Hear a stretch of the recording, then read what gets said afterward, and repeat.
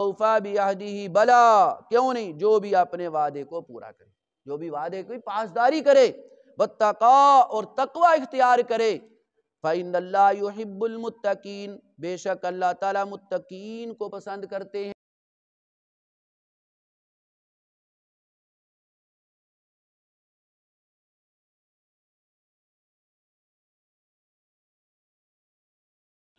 سامعین محترم، میرے قابل صد احترام بزرگوں اور عزیز نوجوان ساتھیوں اور عزت ماں بہنوں، الحمدللہ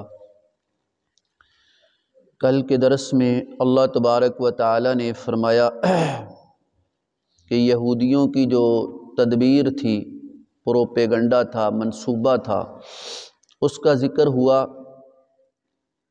اور پھر اللہ تبارک و تعالی نے فرمایا کہ یہ نبوت جو ہے یہ اللہ کا فضل ہے، اللہ جسے چاہتے ہیں وہ عطا فرما دیتے ہیں، اور جسے چاہتے ہیں اپنی رحمت سے خاص کر لیتے ہیں۔ اللہ تعالیٰ فضل والے بڑے عظیم ہیں۔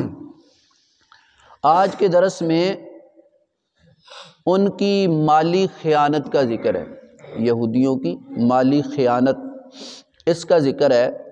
اللہ تبارک و تعالیٰ نے فرمایا کہ بعض ان میں سے ایسے ہیں کہ اگر آپ ان کے پاس ڈھیروں مال، خزانے بھی ان کے پاس رکھیں گے نا، بغیر کسی کمی بیشی کے وہ واپس کر دیں گے، اور بعض ایسے ہیں کہ اگر آپ ان کے پاس ایک دینار بھی رکھیں گے تو وہ واپس نہیں کریں گے۔ تو گویا کہ امانت کے حوالے سے اللہ تبارک و تعالیٰ نے یہاں ذکر فرمایا ہے۔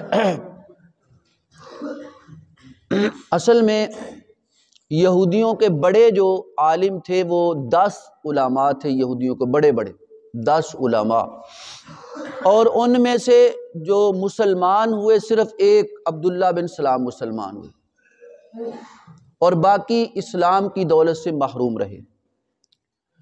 تو ایک دفعہ ایک آدمی نے حضرت عبداللہ بن سلام کے پاس 1200 اونس چاندی رکھی، 1200 اونس، اور ایک جو اوس ہوتا ہے وہ 40 درہم کا ہوتا ہے، ظاہر بات ہے یہ بڑا مال ہے۔ وہ چاندی حضرت عبداللہ بن سلام کے پاس رکھی، تو عبداللہ بن سلام کے پاس وہ امانت رکھ کے چلا گیا، کچھ دیر کے بعد واپس آیا، امانت مانگی۔ حضرت عبداللہ بن سلام نے بغیر کسی چون چراں کے، کم و پیش کے، وہ کیا کر دیا، اس امانت کو واپس کر دیا۔ اور ایک یہودیوں کا عالم تھا، اس کا نام تھا فنحاس بن آزورہ، فنحاس بن آزورہ۔ قریش مکہ کا ایک آدمی آیا مدینے میں، اور اس نے 1 دینار جو ہے اس فنحاس کے پاس 1 دینار رکھ دیا۔ تو جب امانت کے طور پر 1 دینار رکھا، دوبارہ مطالبہ کیا، عند المطالبہ اس نے انکار کر دیا، میرے پاس تو کوئی تو نے امانت نہیں رکھی۔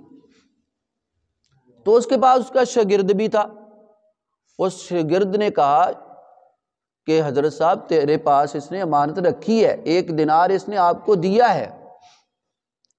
اس نے کہا ہاں دیا ہے، لیکن یہ امی لوگ ہیں، ان پڑھ لوگ ہیں، ہم پڑھے لکھے ہیں، ہم نے تعلیم پہ پیسہ خرچ کیا ہے، مال خرچ کیا ہے، اور ان کے مال میں ہمارا حق ہے، ان کے مال میں ہمارا حق ہے، لہٰذا میں نے کوئی واپس نہیں کرنا، یہ اپنا حق لیا ہے۔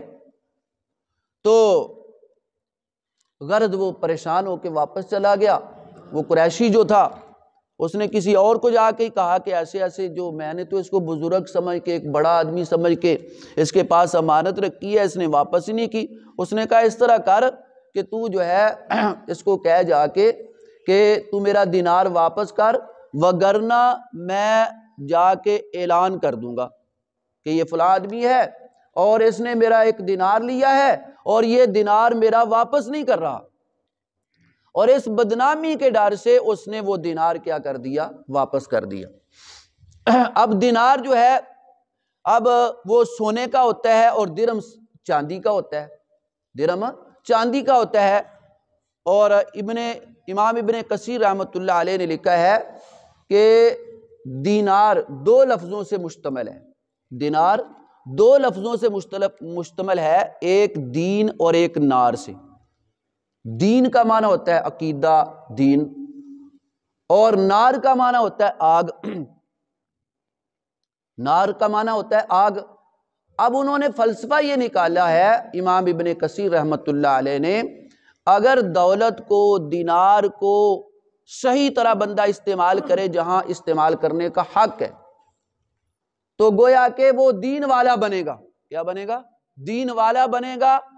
اور اگر وہ دینار کو، پیسے کو، دولت کو، درم کو غلط استعمال کرتا ہے، بے جا استعمال کرتا ہے، فضول خرچی میں لگا دیتا ہے، تو وہ کیا بنے گا؟ دوزخ کا باعث بنے گا، آگ والا بنے گا، دوزخ کا باعث بنے گا۔ اسی طرح درہم بھی دو لفظوں سے مشتمل ہے، ایک ہے در اور ایک ہے ہم۔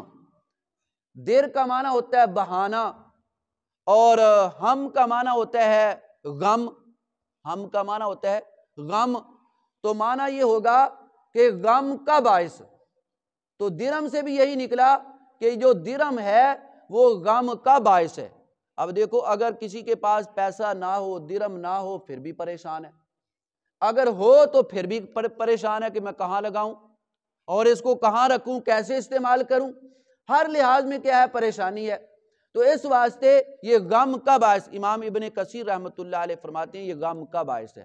تو غرض اس آیت مبارکہ کے اندر اللہ تبارک و تعالی نے فرمایا کہ بعض ایسے ہیں کہ اگر ایک دینار بھی ان کے پاس رکھو تو واپس کریں گے، اور اگر ان کو بعض ایسے ہیں کہ ڈیروں مال ان کے پاس رکھ دو، خزانے رکھ دو، تو وہ ایک درہم بھی واپس کرنے کے سب کچھ کیا کر دیں گے؟ واپس کر دیں گے۔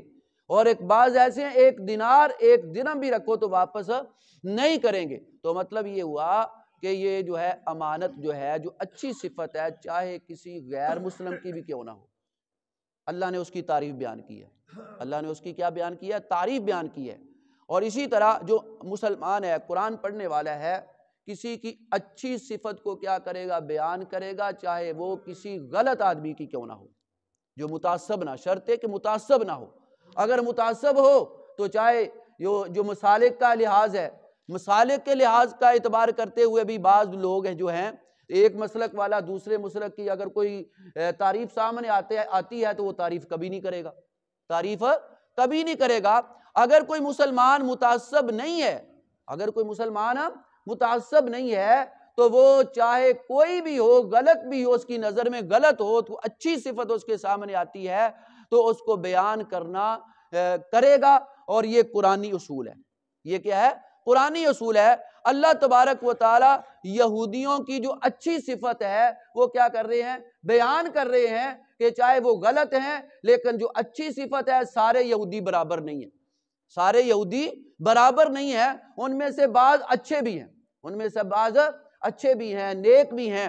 تو اس واسطے اللہ تبارک و تعالی نے ان آیات کے اندر امانت کے حوالے سے، اور حدیث مبارکہ میں بھی آتا ہے، نبی پاک صلی اللہ علیہ وسلم نے ارشاد فرمایا آیات المنافق ثلاث، کہ منافق کی 3 نشانیاں ہیں، جب بات کرتا ہے تو جھوٹ بولتا ہے، جب وعدہ کرتا ہے تو وعدہ خلافی کرتا ہے، اور جب اس کے پاس امانت رکھی جائے تو امانت میں خیانت کرتا ہے۔ یہ منافق کی نشانی ہے۔ یہ کیا ہے؟